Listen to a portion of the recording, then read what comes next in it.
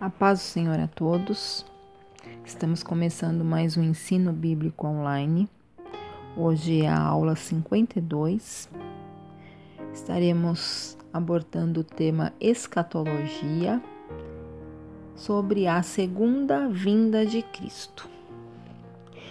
Em Mateus 24, versículo 30 a 31, está escrito assim: Então aparecerá no céu o sinal do Filho do Homem, e todas as tribos da terra se lamentarão, e verão o Filho do Homem, vindo sobre as nuvens do céu, com poder e grande glória. E ele enviará os seus anjos, com rijo, clamor de trombeta, os quais ajuntarão os seus escolhidos, desde os quatro ventos, de uma a outra extremidade dos céus. Esse versículo, ele fala da segunda vinda de Cristo, que é o assunto que daremos continuidade nessa aula. Aqui não está falando do arrebatamento, de quando Jesus virá num piscar de olhos buscar a sua igreja. Ninguém verá Jesus. Aqui ele fala de quando Jesus vem para salvar Israel, que vai continuar falando sobre o anticristo, quando ele fará o acordo de paz com todos os países. Aí depois de 3 anos e meio, que é o período da grande tribulação, ele vai se reunir com todos os países para destruir Israel.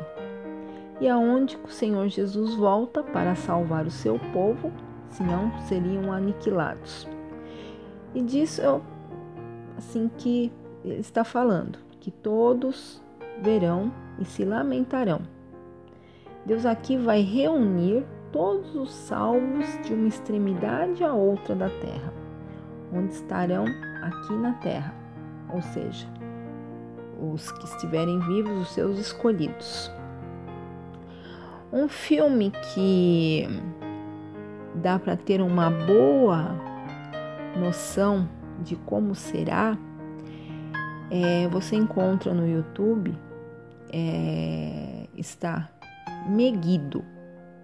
Tem uns que falam Megido. É um filme já um pouco antigo que conta toda essa história do anticristo, do acordo que ele faz, com como vai ser toda esse período de tribulação, do arrebatamento. É um filme que super indico, que é uma boa base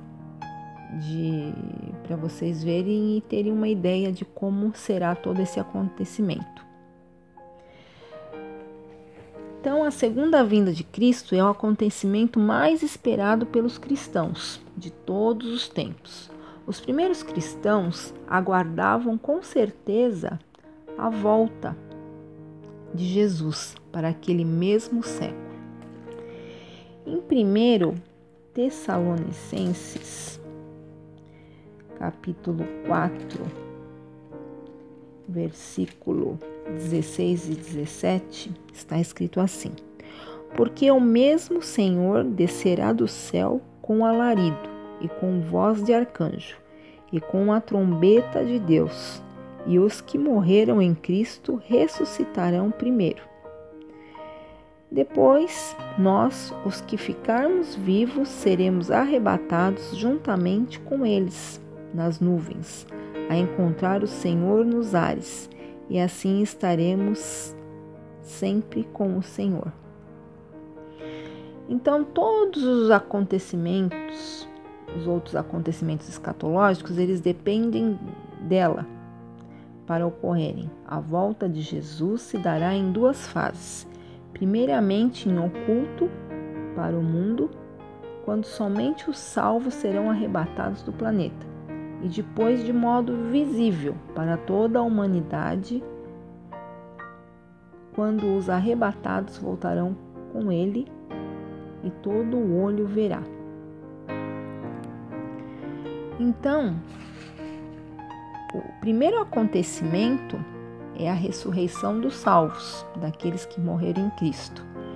Depois, os que estiverem vivos, salvos, então nesse tempo eles estarão, né, como a Bíblia fala, esperando a volta de Cristo, ou seja, então agora mais ainda nós temos que esperar a volta do Senhor Jesus, porque naquele tempo eles já, né, falam sobre a volta de Jesus. Então é um acontecimento já muito esperado. Então a gente não pode deixar essa esperança morrer dentro do nosso coração. Estarmos sempre alertas e atentos aos sinais. E os que estiverem vivos, salvos, serão arrebatados. Então, a primeira coisa para dar início a esses acontecimentos escatológicos é a ressurreição dos salvos e o arrebatamento dos salvos, que depois começará o período da grande tribulação, que fala que dura 7 anos, mas a palavra de Deus fala que esse período será abreviado, para que não se perdessem até os filhos, os judeus não fossem aniquilados. Então será aí uns 3 anos e meio, e onde os vivos, os salvos, voltarão com Jesus, e essa volta será visível a todos.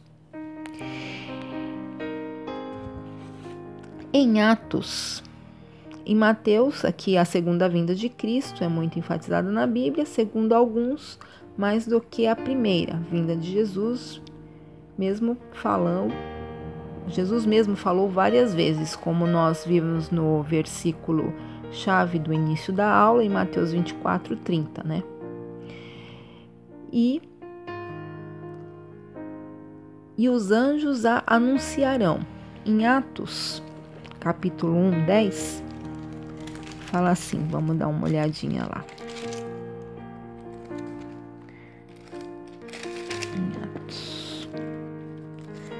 Capítulo 1, versículo 10 e 11, fala assim: E estando com os olhos fitos no céu, enquanto ele subia, eis que junto deles se puseram 2 varões, vestidos de branco, os quais lhe disseram: Varões galileus, por que estáis olhando para o céu?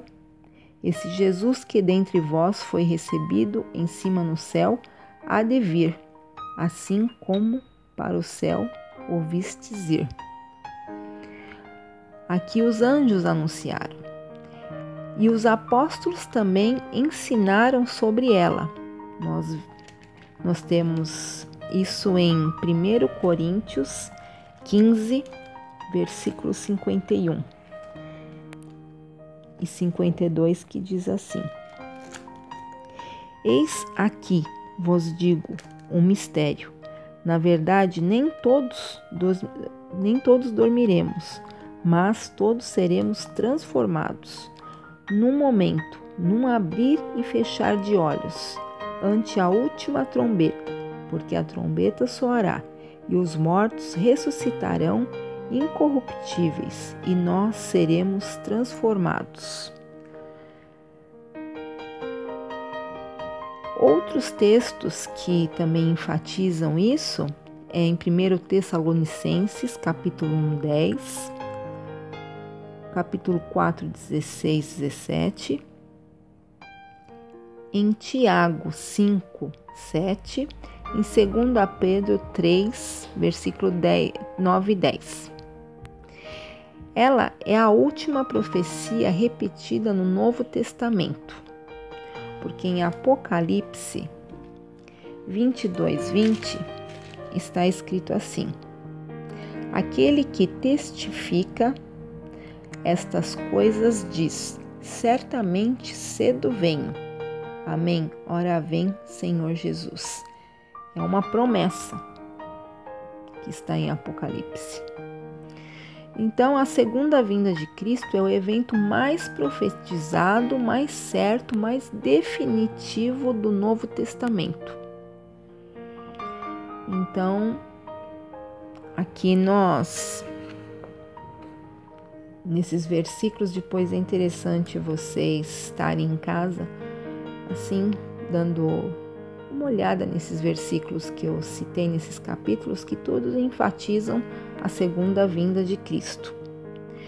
Durante muito tempo, dentro do ciclo dos protestantes liberais, falou-se que Jesus não voltaria em carne, só em espírito, que se espalhariam pela terra seus ensinamentos de amor e que as pessoas começariam a imitar a sua conduta quando esteve aqui.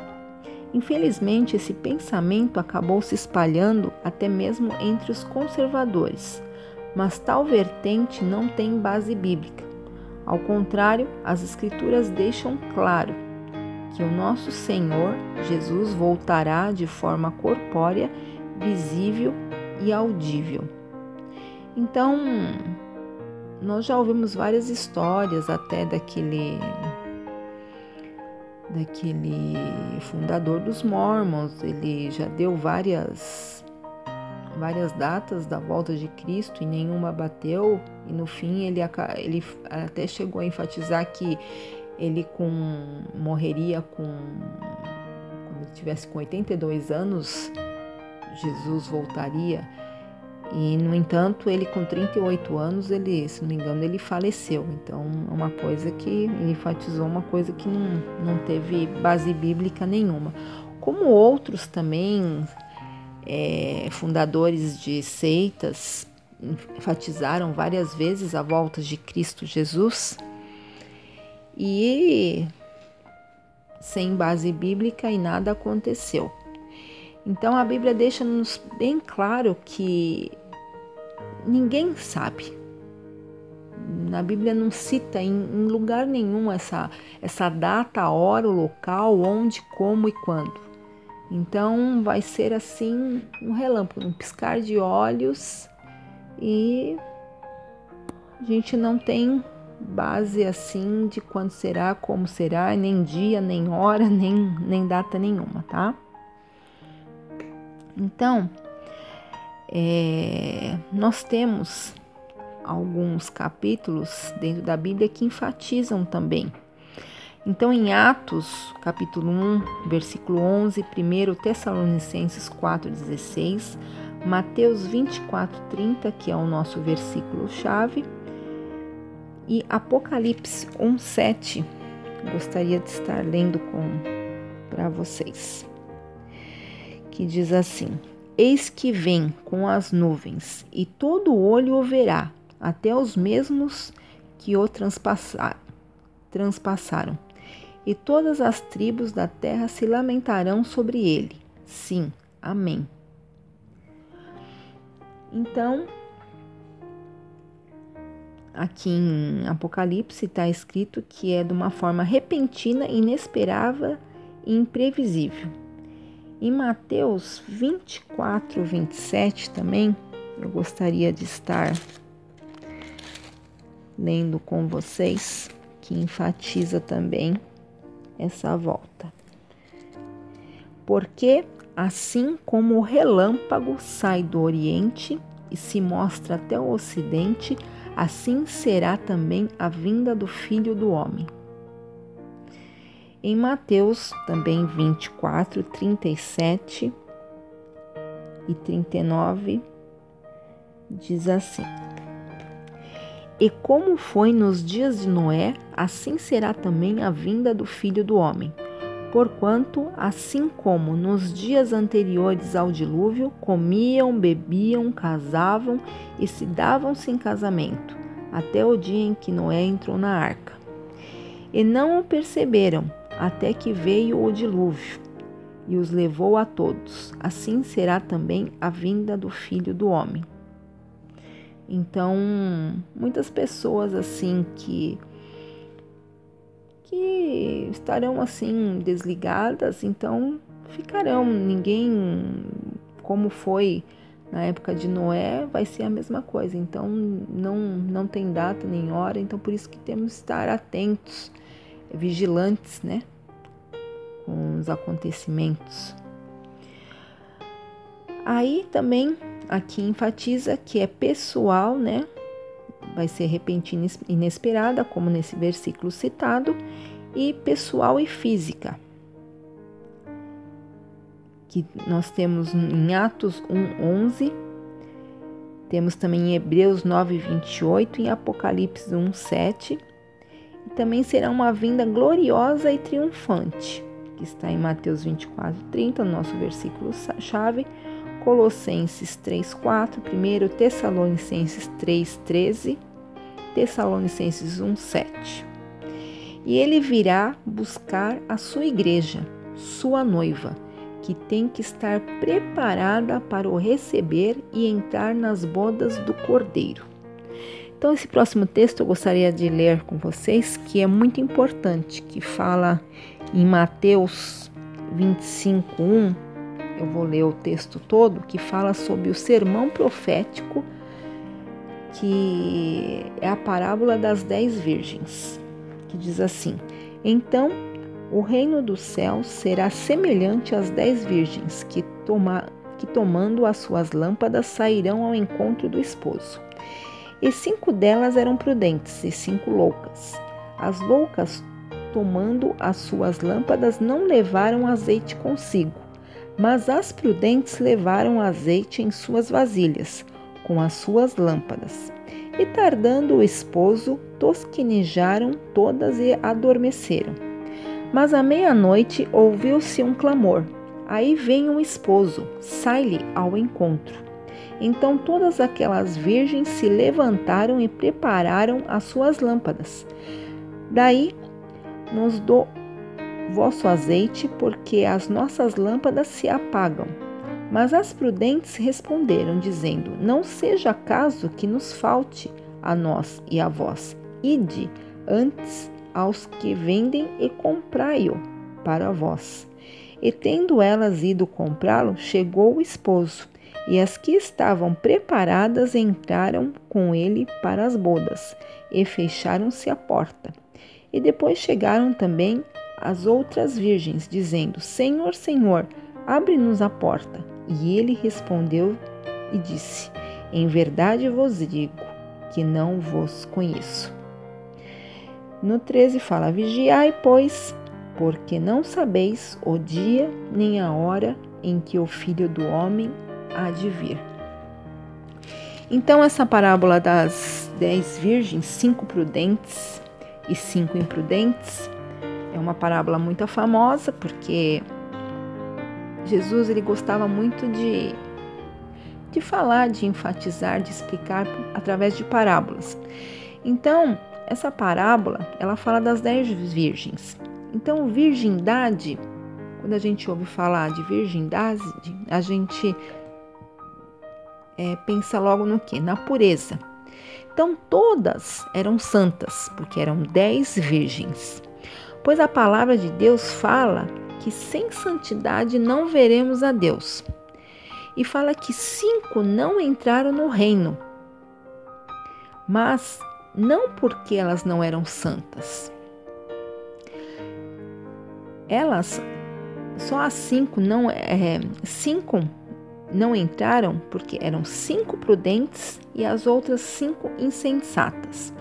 Então, as que não entraram, que eram prudentes, o porquê elas, ele cita como insensatas e imprudentes. E também nos versículos falam que faltou o azeite, né? Faltou o azeite para a lâmpada. Então, dentro da palavra de Deus, qual é o significado do azeite? O azeite significa unção. E unção, a gente não temos, nós temos que buscar. E de que forma que nós buscamos essa unção? Através da oração, do jejum, da leitura da palavra de Deus. Então, o azeite é algo que nós temos que buscar. Então, 5 delas estavam abastecidas, porque além de elas serem virgens, elas estavam sempre buscando com as suas lamparinas acesas. Por quê? Porque elas eram prudentes, então elas buscavam jejum, em oração, leitura bíblica. Então, elas estavam abastecidas e estavam atentas aos sinais, a hora que o noivo viesse buscar. Então, essas 5 delas estavam abastecidas, como eu falei. Isso daí o que quer dizer? Então elas estavam assim, mesmo que alguma coisa acontecesse, mesmo trazendo para os dias de hoje, mesmo que tem tribulação, acontecesse alguma, guerra, tribulação, que a gente passa hoje na Terra, nós estamos estando abastecidos com a palavra de Deus, jejum, oração, alicerçados. Pode vir o vento que for, nós podemos até balançar, mas nós não caímos, porque estamos alicerçados na palavra. Então, quem não está alicerçado na palavra de Deus, ou seja, não busca intimidade com Deus através de jejum, oração, através de leitura bíblica, então, quando acontece alguma coisa, logo se questiona, mas o porquê disso, porquê daquilo, e muitas das vezes assim a prova é tão grande que está sem alicerce, está sem o quê? Sem o azeite dentro da lâmpada e não consegue prosseguir, acaba se perdendo. Então, essa parábola dessas 10 virgens nos ensina muito a busca, né? Então, as 5 imprudentes, elas não herdaram o reino do céu, não foram com o noivo, não porque elas não eram santas, e sim porque faltou-lhe a unção. Faltou o quê? A leitura da palavra, a oração, a intimidade com Deus, tá? Então, é isso que nos mantém de pé. Então, é muito importante nós estarmos atentos, né? Essa parábola nos ensina, né? Que é um ensinamento muito importante de estarmos sempre buscando em oração, jejum, enchermos a nossa botija de azeite, de intimidade, de comunhão com Cristo. E também buscarmos ser santos, porque virgem significa santidade, significa pureza. Então, para que quando se der o acontecimento, nós não estarmos de calças curtas, assim, modo de dizer, tipo assim, e sim estarmos alertos com a nossa santidade e com a nossa intimidade com Deus, para podermos estar atentos aos acontecimentos. Eu sei, tu vai falar assim, mas não é fácil mesmo para ninguém. Então, nós temos que ter sim a ajuda do Espírito Santo. Então, sempre nas orações, eu também sou falha, sou pecadora, preciso de muito conserto, muita misericórdia de Deus, mas nas minhas orações eu peço, Jesus, eu não consigo tal coisa, me ajuda a ser assim, me ajuda a mudar aqui, me mostra onde que eu estou errando, me mostra o que eu tenho que melhorar. Então, tudo nós temos que pedir assim para o Pai, para o Espírito Santo nos moldar, nos melhorar, porque com as nossas próprias forças é impossível, nós não conseguimos. E sim, através da oração, o Espírito Santo vai nos moldando, nos capacitando, para que quando Ele vier buscar a sua igreja, nós estaremos preparados com a nossa botija cheia de azeite, estarmos prudentes, né? Não imprudentes, ou seja, não dormindo como estavam as outras e na última hora, quando perceberam que o noivo estava vindo, foram comprar, ou seja, aí que foram buscar. Então elas foram imprudentes e quando voltaram, o noivo já tinha passado e ficaram para trás. Então que esse estudo, essa parábola venha nos alertar, né? Para estarmos buscando, pedindo para o Espírito Santo mudar as áreas que não conseguimos mudar, as nossas áreas de trevas. Não conseguimos mudar, mas o Espírito Santo nos molda, nos capacita e sempre estarmos buscando não deixar o azeite faltar na nossa botija, ou seja, não deixarmos a unção faltar, a intimidade, né, com Deus, e estarmos alerta para o grande acontecimento. Amém? Então, a nossa aula de hoje, essa vinda de Cristo, terá 2 partes. Essa é a parte 1, tá? A nossa próxima aula eu vou estar falando um pouco mais sobre a segunda vinda de Cristo. É importante que vocês acompanhem todos esses versículos que eu citei para vocês aprenderem um pouco mais, porque como eu falei na aula passada, se eu for ficar citando todas as bases bíblicas que tem, a aula fica muito extensa e se torna cansativa. Então é interessante que você, na sua casa, você pegue no YouTube ou aqui na página e vai escutando e vai procurando na Bíblia, porque isso também vai te ajudar a você ficar mais esperto assim, em manejar a Bíblia, né? Em achar melhor os versículos, para você ficar ter mais intimidade a procurar os versículos e decorar a palavra de Deus, amém? Meu nome é Alessandra Vitali, eu sou da Igreja Batista Ministério Colheita. Nós estamos situados à Rua Rio de Janeiro 1285, esquina com a Avenida Kennedy, em São Caetano do Sul. Eu desejo que fiquem todos na paz do Senhor Jesus e até a nossa próxima aula.